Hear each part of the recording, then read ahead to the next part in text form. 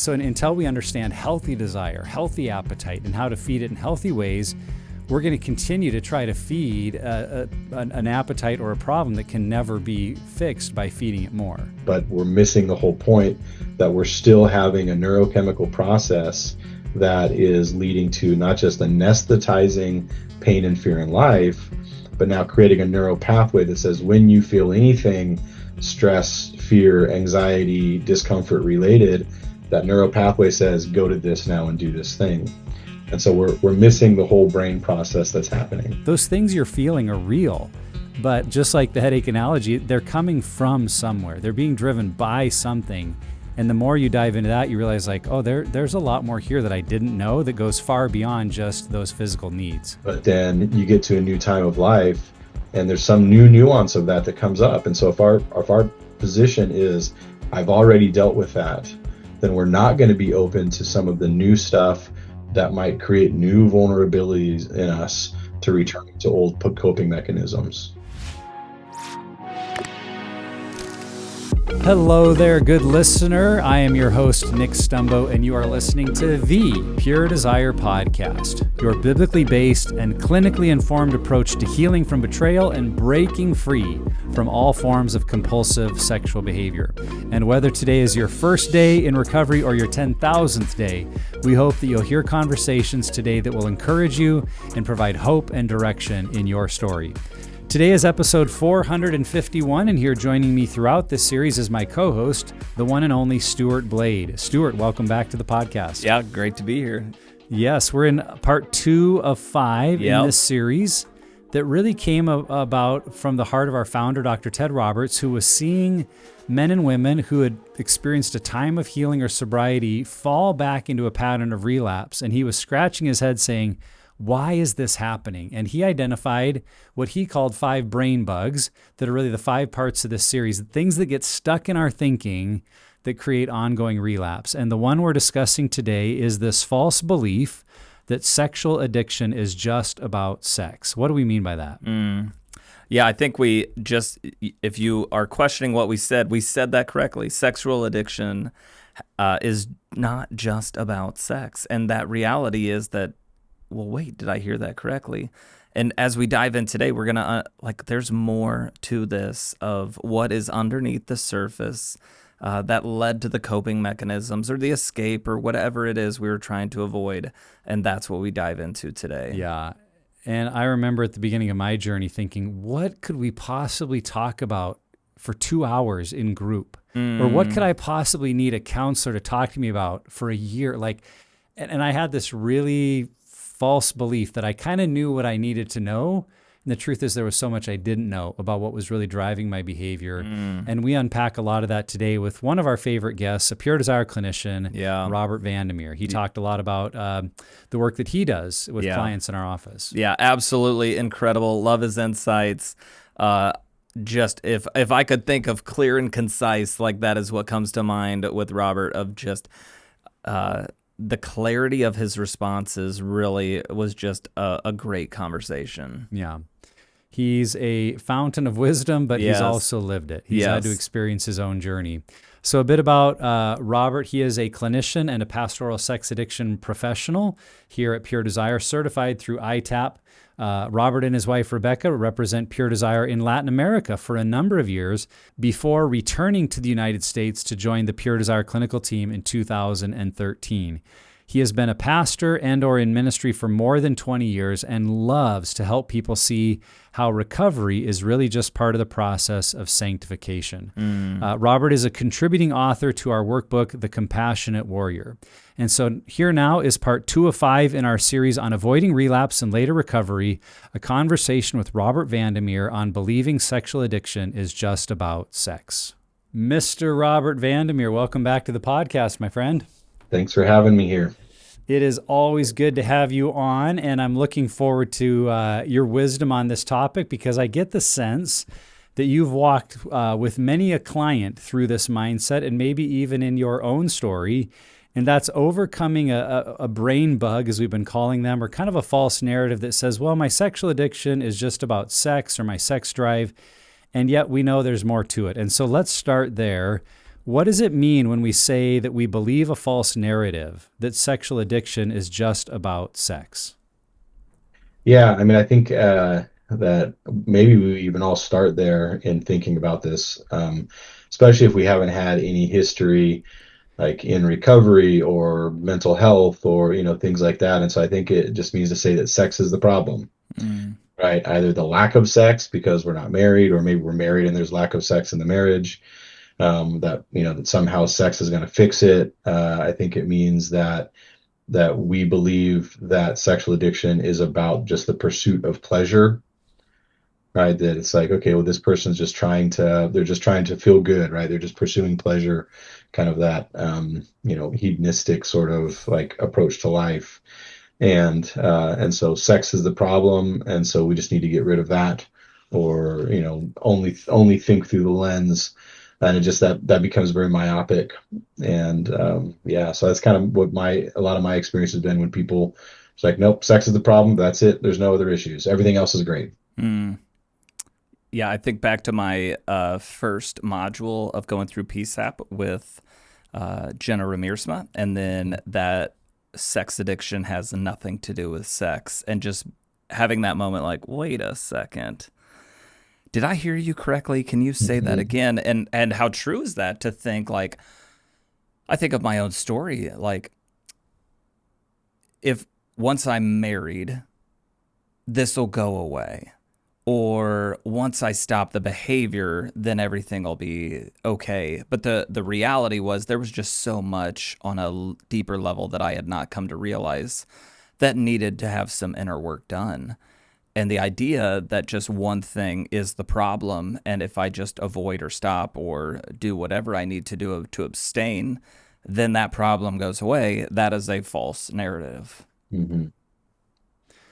Yeah, I remember I was stuck in this complete myth because early on in my counseling journey with Pure Desire, the counselor told me, well, you're going to find out that, this has a lot more to do with sex and it's probably about a father wound. And I'm like, no, I don't think so. And we could go down the road of wounds and father wounds in another podcast, and we have in many podcasts. But to just say I was stuck, I remember saying back to the counselor, I think I just like really pretty women, like doesn't every guy?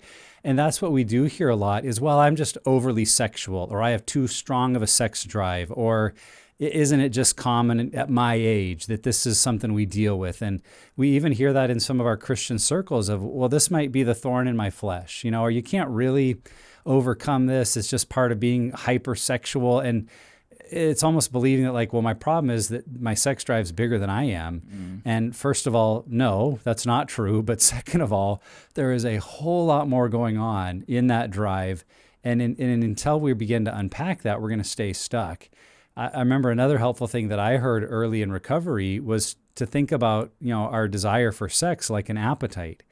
And an appetite, it might be temporarily satisfied when you feed it. But the other thing that happens when you feed an appetite is that it grows. And so if we're, extremely overweight, the problem isn't that we have no appetite anymore because we're so overweight. It's actually that our appetite just keeps growing regardless of the impact on our health. And so until we understand healthy desire, healthy appetite, and how to feed it in healthy ways, we're going to continue to try to feed an appetite or a problem that can never be fixed by feeding it more. Yeah.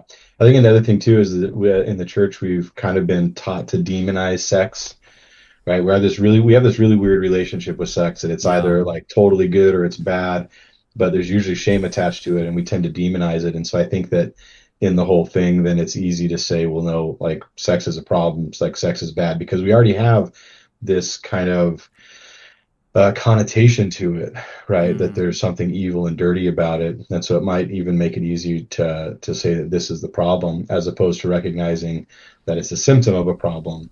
And so even when there is, I think, hypersexuality maybe connected to some neurodivergence, like even then the hypersexuality or the problematic sexual behavior is still just a symptom of, right, a deeper problem, something that needs our attention. Yeah, that's good.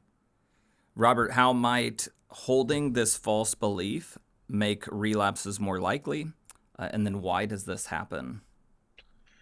Yeah, I think that, so in this idea that it's a symptom of a problem, if we see the headache as the problem, but we don't realize that there's other mitigating factors to it, then we're not going to deal with the stuff that's creating the vulnerability to begin with. And so I think that like there's a few pieces of that. One is we're not dealing with the stuff that creates the vulnerability towards this destructive coping. So it's still there, right? The thing that is undergirding the behavior is not being addressed. And so, like the behavior is not going away. And I think the other thing is then we become very performance oriented with it.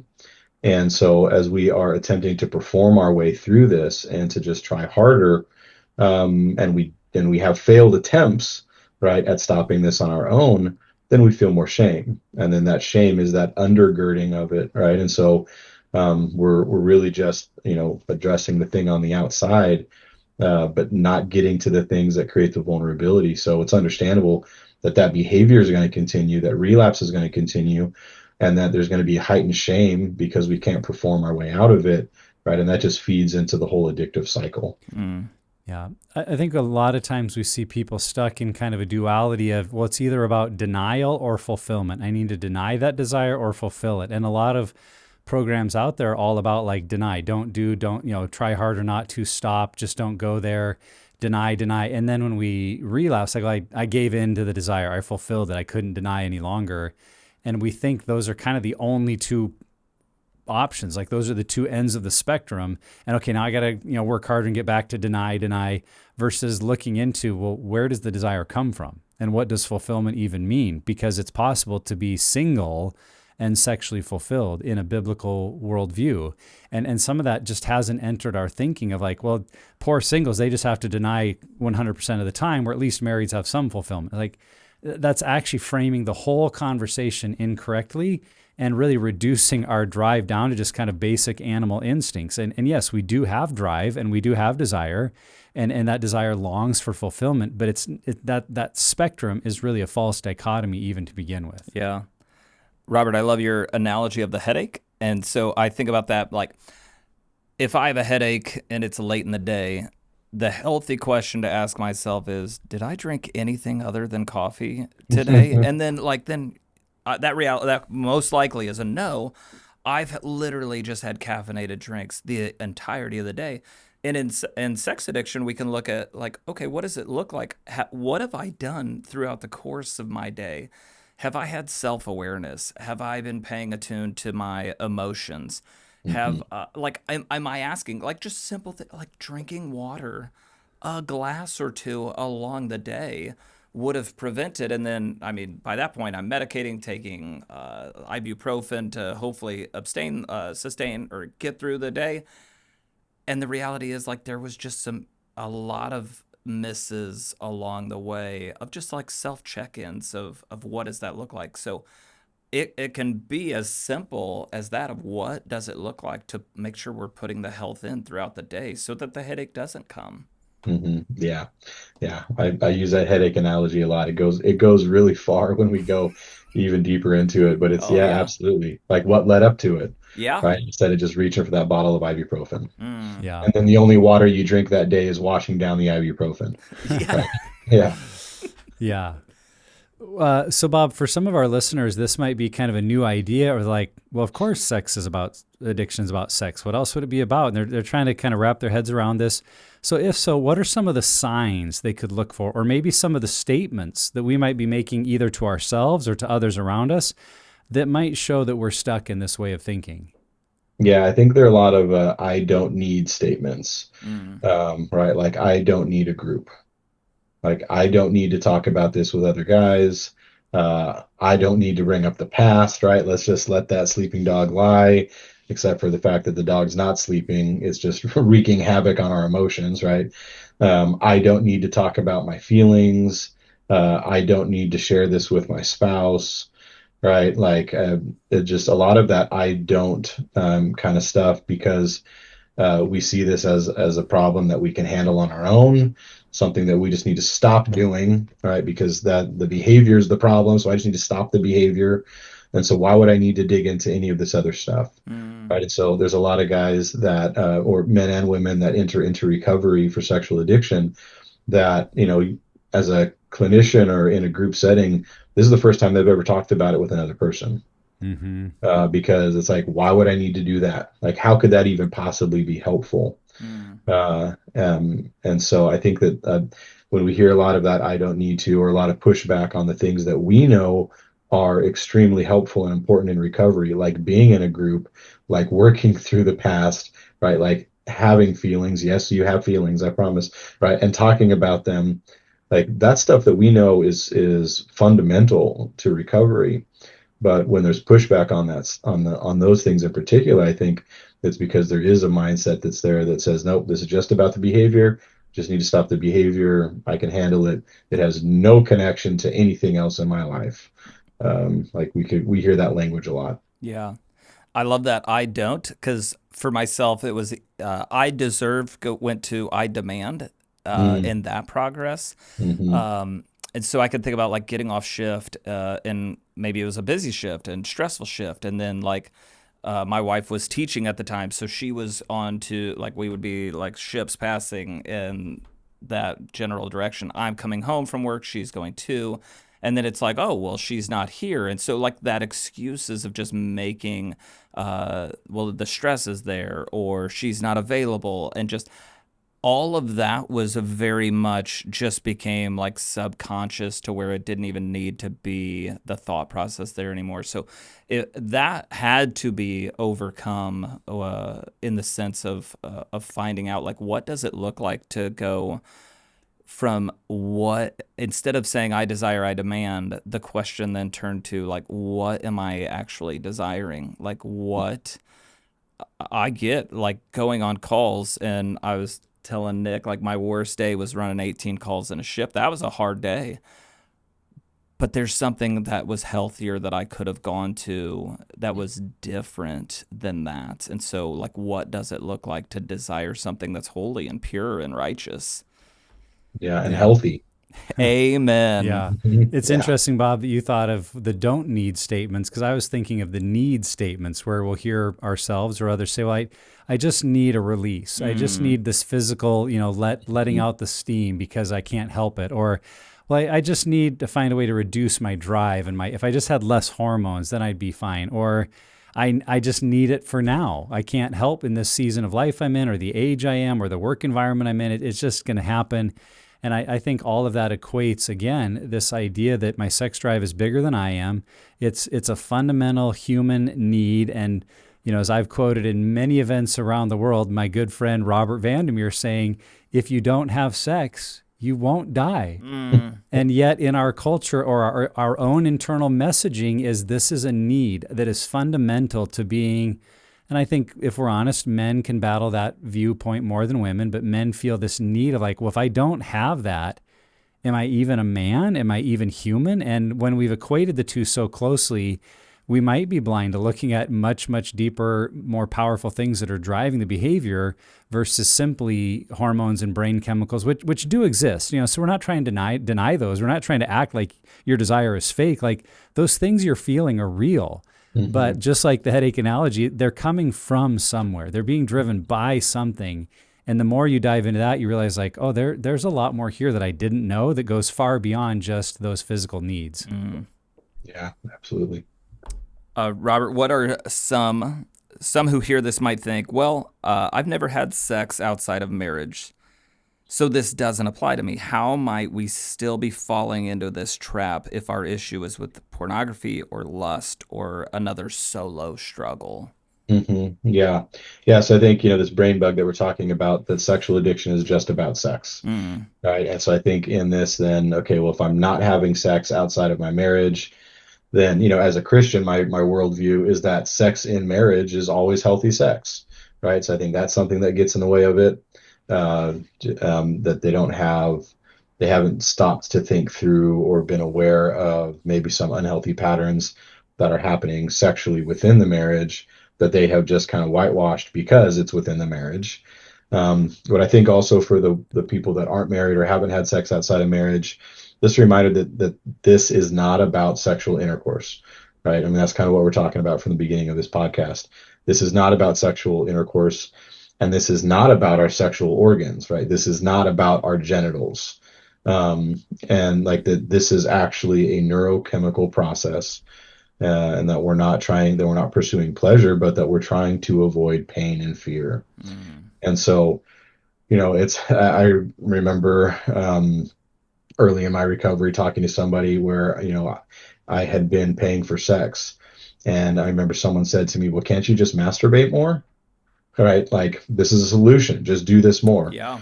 And so I think there's times where even people will look at, well, masturbation's a better option than like going outside my marriage, or, I'm masturbating, but I'm fantasizing about my spouse, or, et cetera, et cetera. And I think in that perspective, it's still saying what's about the sex, and it's not about the underlying things that are there, right? It's not about the neurochemical that process that's happening when we engage in any of these sexual behaviors or sexualized behaviors.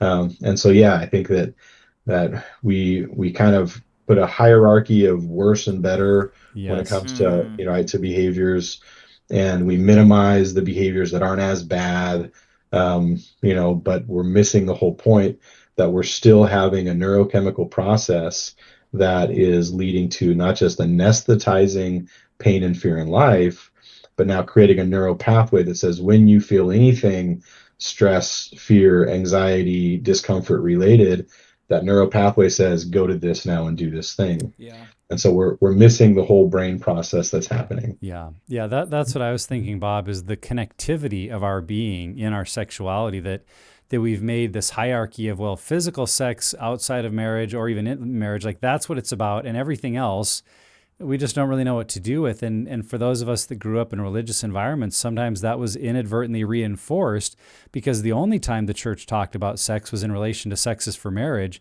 And everything outside of that, there was kind of silence. And that could lead, which I feel like it did in some ways for me, led me to believe like, well, all those other things are kind of secondary and don't matter as much. So the choices I make, I mean, yeah, it'd be better if I didn't lust, but it's not sex outside of marriage, or it's not about physical sex. So there's really not that much the Bible has to say about it, or I shouldn't worry about it that much. And what we miss in that is seeing that it's all connected.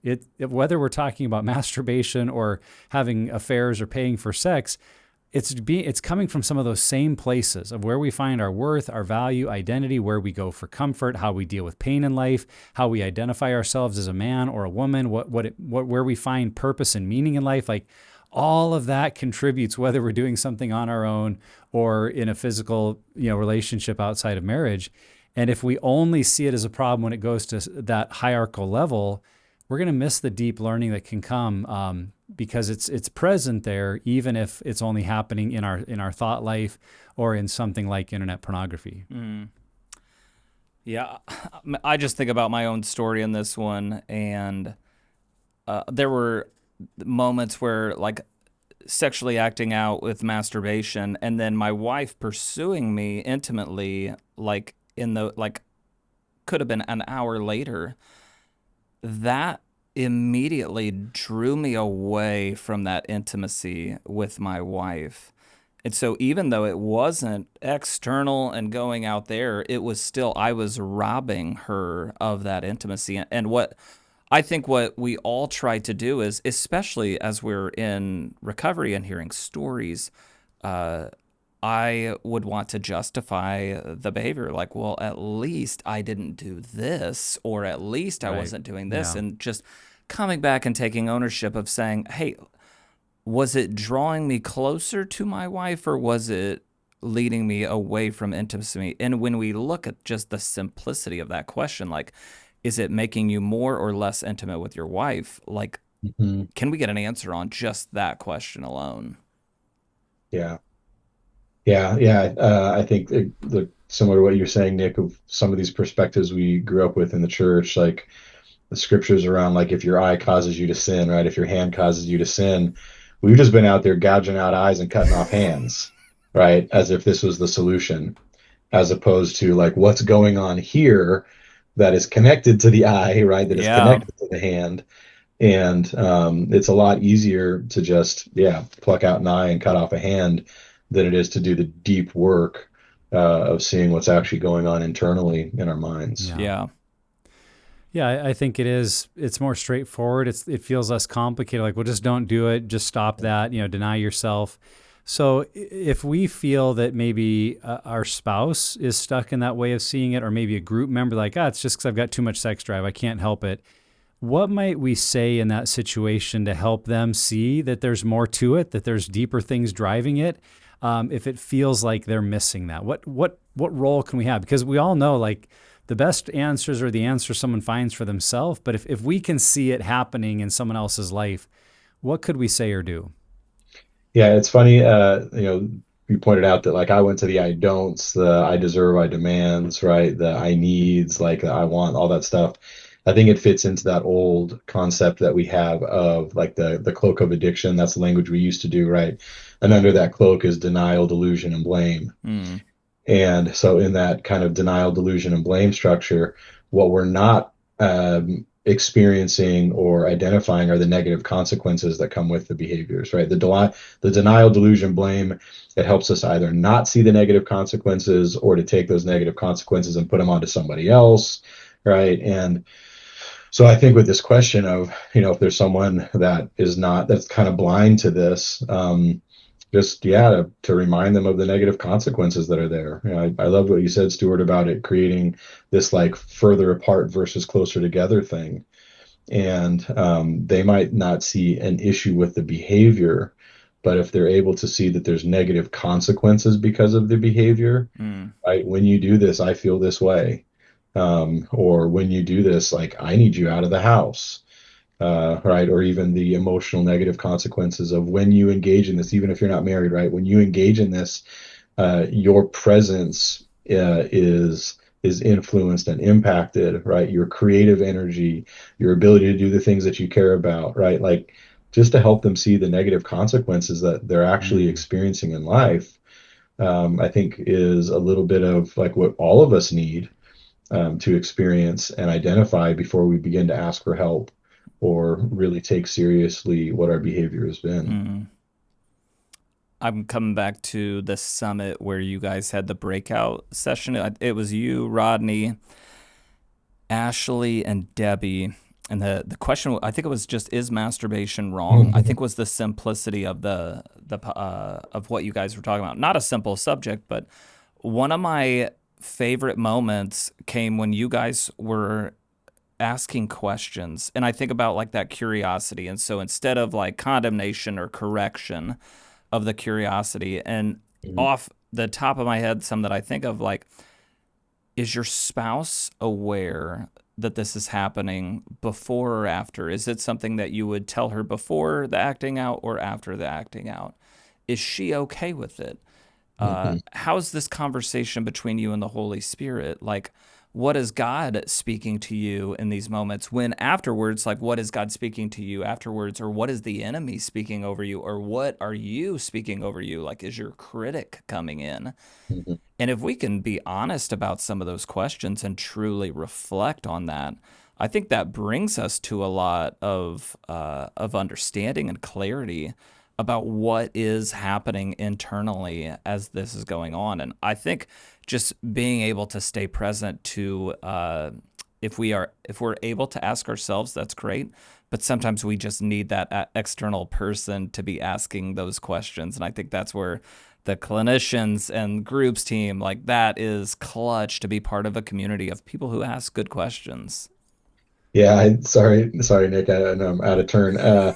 Just the thought, like, of, is this a behavior that you would put onto the family calendar? Right? It's like, okay, drop kids off at school, wife goes to the gym, home alone, masturbate. Yeah. Right? Like, is this stuff that's going on in the family calendar? And if you're not comfortable putting it on the calendar, why not? Right? Like, yeah, it seems pretty on the nose. Yeah, I love that. Secrecy to it. Yeah, I think it was in my story, people's willingness to graciously but truthfully ask hard questions. As I met with a friend who was trying to help me discern, should I reach out to Pure Desire for counseling? I kind of gave him all the reasons I didn't need it. Like, I'm already taking these steps. I've already done this work. I've already read those books. And he kind of, came to that moment of clarity, said, Nick, you've been trying to do this on your own for 15 years. And you're still here sitting with me saying it's not over. You haven't figured it out completely. don't you owe it to yourself to go get someone else's opinion of what you might need to heal and recover? And I was like, oh, that actually made a lot of sense. Like, I've been doing it the same way for years and years, hoping this time it's going to be different, and not acknowledging that maybe it's more than just about the desire or the drive for sex or the need for release or whatever, lies I was telling myself. Maybe there's more to it that I simply don't know what I don't know. And, or I remember, in my story, and I know not everyone's in this place, where I had been trying very, diligently to be honest with my wife and confess and tell her how I was going to change and do different. And a couple of times she said, "You've said that before." And I remember a couple of times I even stopped. I was like, "I have?" Like, "Oh, I thought this was like I thought that was my new idea of how I was going to fix it." She's like, "No, that was like 2 years ago. That's what you said you were going to change." It's like, oh. So that for me, I think reveals, I know I was, but all of us get stuck in some of our own self-blindness. We're in the patterns of we just do what we've always done because we don't know anything differently. And this mindset of, well, it's just about sex, it's just about my drive, it's just about desires, can kind of keep us stuck in that perpetual doom loop that we just think if we tried a little bit harder, we're that close to being done with it, when really we're just maybe on a different part of the circle, and it's going to come back around until we actually get help. We see some of these deeper things that are driving it, and we start to work on those. We'll be stuck in that pattern. So I think that can be a huge motive to go to someone and say, don't you owe it to yourself to like get help? Don't you want to see it go differently? And maybe we're the one that can truthfully say, you've been saying the same thing for years. Yeah. What are you going to do to actually approach it differently? This might be semi-obvious, but let's make sure we name it clearly. Why is sexual addiction about much, much more than sex? Yeah. This is kind of the core of it, right? The $1 million question. Yeah. So, our approach at Pure Desire is that sexual addiction has more to do with life, how we've learned to process life, pain and fear in life, than it has to do with sex. I love the way that Dr. Carnes defines this in the Facing the Shadow book. He says that that sexual addiction is an illness of escape. Its goal is to medicate, obliterate, or ignore reality. It is an alternative to letting oneself feel worry, betrayal, and hurt, and most painful of all, loneliness. Right? And so it's an anesthetic, but it's also an alternative, right? Like, it's an alternative to feeling things that we don't want to think about, feel, or remember, right? That's the way that Michael Dye says it in the Genesis process, that it pushes unwanted thoughts, feelings, and memories temporarily out of your conscious awareness. And so life is painful, right? Like, from the moment we enter the world, like, life is painful. And we either learn good, healthy coping mechanisms to deal with that, or we pick up other ones that are less healthy. And it's not about resolving just the natural pain and fear of life, right? Life on this side of the garden, the post-garden life, is full of this stuff. And so if we're doing things to ignore it, then we're not doing things to resolve it. And so it's not just about stopping that behavior, but it's also got to be about learning new coping mechanisms and tools to resolve just the things of life. It's interesting how we just get, again, so focused on stopping the behavior and even stopping the adjacent negative behaviors without saying we need to replace those with something that's healthy instead, because life isn't going to get easier. Right? Maybe there's less negative consequences if we're not acting out, but your hot water heater's still going to go out, right? Your car's still going to break down. You still got to pay your taxes. You're still going to get sick. Your kids are still going to leave the house. Like, life just doesn't get easier. Yeah. I remember telling my counselor early on, like, I just think I've got this hormone problem. And I felt like I was trying to kick a bad habit that I'd had from my teenage years. And Dr. Ted Roberts, our founder, and who was my counselor at the time, said, it may have started that way, Nick, that as a teenager, you legitimately had curiosity. You had a lot of hormones flooding your body that were new to you, and you reacted to them in ways that created even more desire. He said, but what else was happening in your teenage years? And not just in that session, but over the weeks and months to come, we began to unpack all of the formative moments that were happening about my sense of value and worth and identity, my perception of belonging in this world and being a man, being esteemed, and he really helped me see like those two streams that maybe started independently got fused together through your teenage years, where what was initially hormones and desire now became a way of finding your sense of manliness. And so now down the road, anywhere that you're feeling this challenge of, am I really a man? This old pattern goes, oh, we know how to make you feel that. We know how to solve that pain and mitigate it even for a few moments. And I had missed that fusing. And so I was just looking at the old teenage problem of I gotta quit acting like a hormone raging teenage boy. And that was very shameful to me. Like, why am I still acting like this idiot kid? And Dr. Ted and others at Pure Desire were like, no, you need to see this has become something much deeper because it got fused with those deeper questions that we're all asking. And you didn't mean to do that, but it became your go-to for comfort, much like for other people, alcohol becomes that, or gambling becomes that, or workaholism becomes that. This became your go-to source of comfort, meaning, identity. And when I kind of saw that, I remember having some of those light bulb moments of, oh, that's why this is a big deal, or that's why this is going to take so much work. Because I'm not just trying to correct an out of balance hormone problem. I'm trying to find different answers to some of the deepest questions I'm ever going to ask. And I've learned the false way to answer them. And it clicked for me. It's like, that's why this is going to take time, because that's not just going to shift overnight. Like, that's going to be a new way of living. And then the group process made sense and counseling made sense. And I don't mean then it was all easy or I flew through it. It was still really hard work. But that perspective was what I had been missing up to that point. Yeah. Oh, I just think about my own story. Like, more than sex, it was understanding my unprocessed pain. More than sex, it was identifying unmet needs. More than sex was understanding my trauma story and wax and lax. Understanding my coping mechanisms of what I was trying to avoid and escape.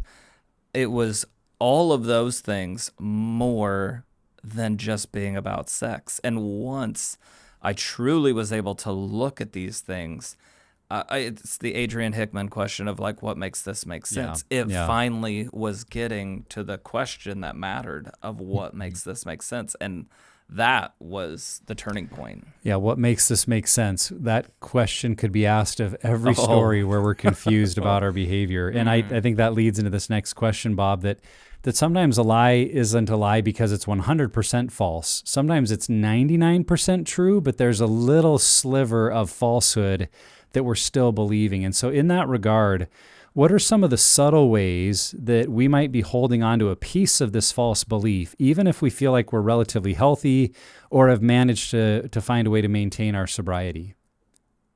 Yeah, I think the biggest way is like if there's a perspective like that we've arrived, right, that we've gone through our group, that we've done the clinical counseling, maybe we've even stepped into a facilitator role in a group, but now we're good. Then I think we're still believing, a portion of that lie because we're not continuing to acknowledge that life is difficult, right? That even if we processed, we feel like everything of our past, that's not possible, right? It's not possible to process 100% of your past. And so as we get older, we have a new perspective, right? So it's kind of like going on a hike. You start in the parking lot at the trailhead, and you get, a half mile in and you look back, you've got a different perspective of the parking lot now. You get a mile in, you've got a different perspective of the parking lot, right? Like the more you continue on this journey, you continue to have a different perspective of what was there. And so I think that if our thought is, I understand my past, I've done all the work, and now I'm good, then we're going to kind of buy back into that lie because we're saying that it's not about this continual journey, this continual process, and we're not leaving room for new perspective. All right, we might think that we've got some pain or fear or trauma from our past that's fully resolved, but again, that just doesn't exist.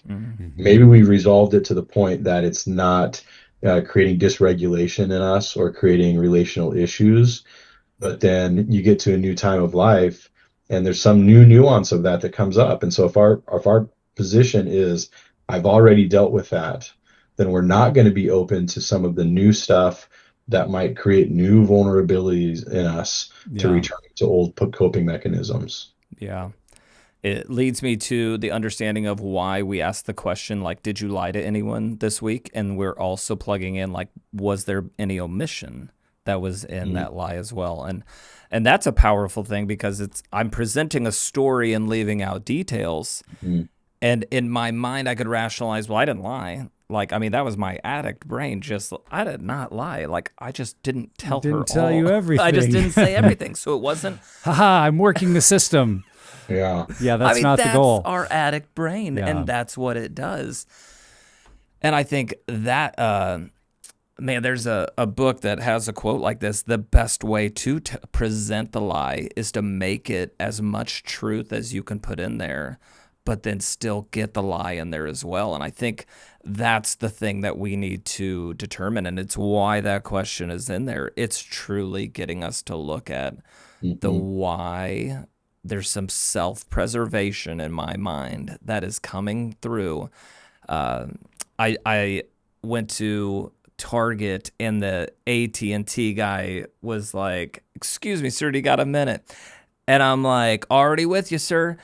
Now, that's somewhat true, and I confess this to my group, because yes, our internet is through AT&T, but that's not the question he was asking me. He was asking me if our phone provider, but I was not at Target to get this dude to get me into the sales. And so the easiest thing was to say, "We're already with you," but the lie was, that's somewhat true. And just like that happens without even our conscious thought. Like, it goes to self-preservation. My self-preservation was, I don't have time. I am going to the back of the store. We had bought something that didn't have a tag on it, and I was beelining it to the back and coming back to the front. Lying was the choice that I made to save the time. And why do we not just say, "Sorry, I don't have time today"? Oh my gosh, right. Because that might hurt them. Yes. Or we feel embarrassing. Sorry, so I don't want to talk to you. Yes, those are honest answers. Yeah. You know, go ahead. I just, with that thing that you brought up, with the question in the check-in, right? I tweak it with my clients from saying, "Have you lied to anyone directly or indirectly?" to saying, "How have you lied to someone directly or indirectly?" So I don't give them an out. Yeah. Right. Like, if it's a closed question, you open it up. That's good. Yeah. Like, what we're looking for is rigorous honesty. And so, like, let's approach that not from "have I," so like you said, Nick, finding loopholes, to "how have I," so that we're actually doing this, like, more fearless inventory of things. Yeah. For some honest disclosure from our story, I feel like it was probably about a year into recovery. You know, I'd been able to maintain sobriety and felt like, man, this is what we've been wanting. And we were experiencing a lot of really good areas of growth. But my wife came to me in one of our, connection sessions and said, "I feel like there are times you still pursue me for sex because you want to feel better." I was like, "What? No, it's because you're beautiful and I love you." And I was like, but you're right. There's still a pattern that even in a healthier form, I'm not looking at porn, but there's still a part of me that's trying to find comfort in sex. And when I feel dysregulated, trying to use sex like I've done in the past, but now doing it appropriately with my wife. And that I get that there is a sense in which for a married couple that sexual connection can be a source of comfort, that it can be a source of feeling like I've got belonging and worth. So there is a healthy side of that. But I had to recognize that when I'm primarily pursuing my wife out of a place of my own neediness and like, oh, I don't feel comfortable, suddenly I'm feeling more sexual. But my wife, because we're healthy, quote unquote, now, it's okay. I needed to see where I was still buying into that lie to try to use sex to cope with life versus seeing sex as an emotional, meaningful connection opportunity with my spouse. So that was an area for us that even in health, I had to see I was really still, and I'm completely honest, I still can feel that of like, boy, in a rough time, like, oh, maybe my wife will be up for sex tonight. Like, and maybe she will be, but still that I've got to be honest about that place that's looking for comfort more than maybe it's actually looking to honor her through our connection. Yeah, that's good. Yeah. Robert, how do we continue to grow in health and stay free of this brain bug that's plaguing us? Yeah, I think about this one kind of like, I don't know, if in high school you played a sport, right? You went to practice a few times a week, you had your games on the weekend or whatever, and Like you were doing all that stuff with your team, like doing those drills, learning those skills, all of that. Um, and then you get out of high school, and because you're not on a team, you just quit exercising. Mm. Right. And we've all seen like the high school jock that, now we run into him at the grocery store and it's like, bro, you quit trying. Yeah. And so I think that there's a little bit of that where there's times where somebody will go through a group or through multiple groups, right? They'll go through a clinical program and then they come out on the other side of it and they stop doing all of those skills that they had been learning, right? Because they feel like that skill only applied to a group setting or to like a clinical program setting. And so I think the way that we continue to grow in this is to realize that the skills that we're learning are skills that really we need to continue to engage in for the rest of our lives. So like maybe you're not in a group and you're not checking in with those guys, but who are you checking in with? Right? Like maybe you're not doing like that formulaic regular conversation that you had with your counselor, but who are you talking to? Right? Like they were asking you questions, but now you know the questions to ask yourself. Are you asking yourself those questions? Right? And so I think it's just to say, whatever skills maybe you've been engaging in, have you thought through how you're going to continue to apply those skills for the rest of your life? And I think that's just engaging in the process of sanctification, right? It is participation required. And as soon as we stop participating, we end up emotionally looking like that jock from high school that, just gave up. Yeah, I think ongoing health looks like putting sexuality and our sexual desires in the proper place in our life. I think when we're stuck in addictive behaviors, we treat sexuality, sexual expression like an appetizer or a snack. Like anytime I can have it, anytime I can get it, it's good. I like it. I enjoy it. I just engage with it. And then maybe at other times it became more like the main course, or even in health, like the having sex with our spouse, or I'm going to get married because I just got to have sex. It becomes almost like the idol of this is what I have to have.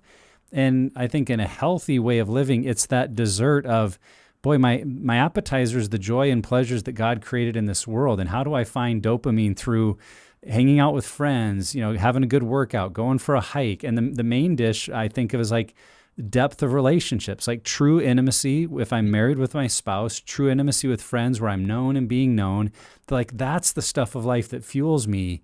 And then if I'm married, sexual experience is kind of that dessert at the end of like, this is the outcome of the health I'm building. And so if our sexuality is the outcome of our health rather than a substitute for it, I think that's what we're looking for long term. And then, of course, what we've been talking about, I think it's an ongoing commitment to doing that deeper work of understanding, where do I still seek out comfort? Where am I still looking to avoid pain? And rather than avoid it, how do I get help to lean into it? Who are the people in my life that are asking me those hard questions?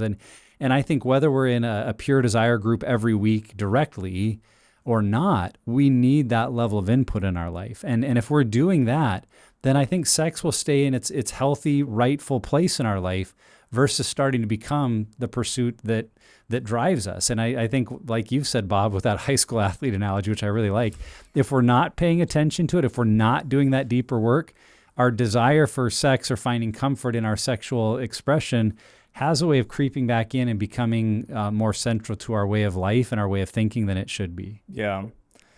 I think for me, it's inviting the people in that I know are going to ask me the questions that I almost cringe at. And I can think of group leaders and group members who've been that source for me. But then I can think of my wife who has asked, you had mentioned just the question of your wife asking about sex. Like my wife would ask, are you wanting sex or are you wanting intimacy?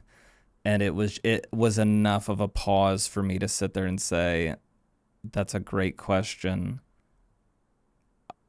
If I'm honest, I'm pursuing sex right now. And this is where it's at. And it's the rawness then to be honest, and then to invite God and the Holy Spirit and say, what is it? So my wife and I, we might have had just such an emotionally amazing day, and I'm feeling so connected to her. And yes, sex is by all means not a bad thing, But is the sex the thing that is the lie in my mind saying that everything is now good within our relationship? And without that, it's not good. And it's just honestly having that conversation. Like, without that, do I truly believe that we're still good? Do I believe that she still loves me? Do I believe that this woman pursues me in all facets of the relationship? And when I invited truly authentic conversation about that, that was where like honest conversations came in, honest healing came in. But it was being willing to be asked hard questions like, do you want sex or do you want intimacy? Mm-hmm. Yeah. Bob, this has been such a great conversation today, hopefully eye-opening for many listeners, or creating a paradigm of how we think about ourselves and our bodies and sexuality. And so as we look to wrap up today, what's some thoughts or final advice you'd like to leave our listeners with about confronting this myth that my sexual addiction or sexual addiction is just about sex? Yeah. Be kind to yourself. Amen. Right. Like, I think we can be so shaming of ourselves and hard on ourselves and all of this. Are we doing it right or wrong? So I'd say be kind to yourself, but being kind to yourself is not at the expense of other people, right? It's not at the expense of your family, of your marriage, of your relationship with God, right? Being kind to yourself is always going to draw you towards relationship and better relationship. So I say just like wherever you're at in this journey, like just be kind to yourself today. But then also, to ask like, all right, how can I participate today in really seeing at the core of my identity, like what needs love, what needs care, right? Like what needs nurture. And then also to look at your relationships and say, what can I do to draw towards like closer together versus further apart? Don't get caught up in the right and wrong, because different churches even have a different perspective of right and wrong, right? We have these lists, and it's easy to just adhere to the right and wrong parts of the list. So I'd say don't think in those terms, but think in terms of like what's healthy, and how do I lean towards that. Just to reiterate, it is not just about sex. Amen. Like what happens here in our head, in our mind, like this is where our sexual battle is, this is where our spiritual battle is, this is where our emotional battle, like everything happens here. And so if we're not doing the work to find out what's going on in our own heart and mind, which is the same place, then we're just going to kind of be robotically zombie-like, making our way through life, and we're not going to feel fulfilled. Yeah. I'll piggyback off that. You set that up beautifully for me. I love the fact that Scripture tells us that our heart of stone can be replaced with the heart of flesh, and just our mind has the ability to be renewed and transformed. And amen. Like, I am so thankful that that is the reality, that those two things do not have to be what they weren't, what they once were. And that's through Christ. That is through the Holy Spirit within me. That is through doing hard work. That's through community, a loving wife.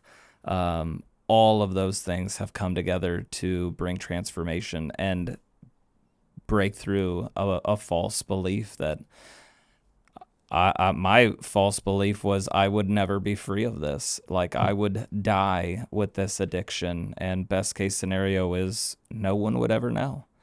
And that's a sad reality that I lived for most of my life. Was the best it's going to get is I won't be discovered. And then now to find true freedom and healing, that is an incredible gift of the Holy Spirit. Yeah. I think about a speaker I heard that said, we always come to God with mixed motives because we're human. And he knows it, and he doesn't judge us for it, and he'll work with us in it, and he'll work to purify our motives. But I think the same thing can happen in recovery. Is like, well, unless my motives are 100%, just to fix my inner wounds or only pursue my wife for intimacy, then I'm doing it wrong. And the truth is, you're probably going to have mixed motives. There's probably a part of you that will feel like, I just need sex, or if my wife would just, and is that mixed into your way of thinking? Yeah, it probably is, because we are complex emotional beings with a story and a whole lot going on. And to me, it speaks to the value of this being a lifelong journey, because it's that willingness to keep unpacking those motives and desires and say, oh, where's this coming from? What's driving me today? And getting to a place where if I'm married more and more, I am truly pursuing my spouse out of desire for connection, not just to meet my sexual needs or my sexual desires. And does that happen overnight? No, but can it happen over time? It can. And if I'm willing to stay curious and lean into that, then I don't, back to what you said, Bob, I don't shame and beat myself up because I still have mixed motives and because I'm still driven by sexual desire. It's like, it's kind of all in there, but it's why the work we do is so important, and to keep sifting those out and bringing the unholy motives to God and allowing His work to happen, and letting the healthy and holy motives continue to get stronger and stronger.